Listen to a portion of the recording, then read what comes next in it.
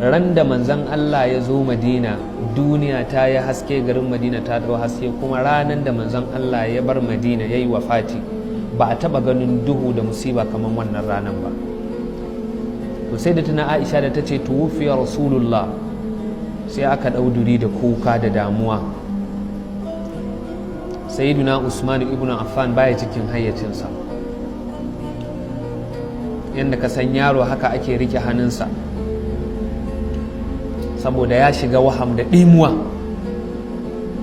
Sayyiduna Umar shi ma ya rikice, ya ce duk wanda ya ce manzan Allah ya mutu zan kashe shi. Yanda annabi Musa ya yi kwana 40 ya je munajati da Allah, za mu jira manzan Allah har sai ya dawo.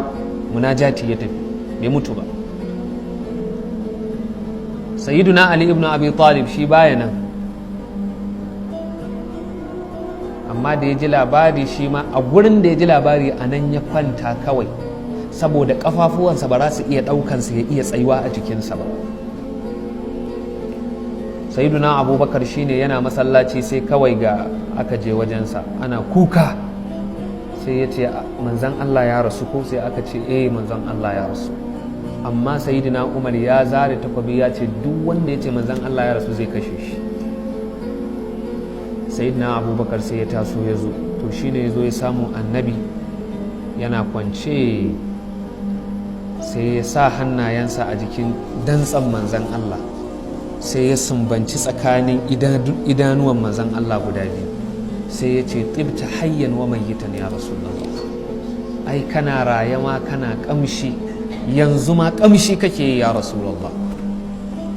to anan ne sai ya zo ya hau kan minbari yayi kuduba,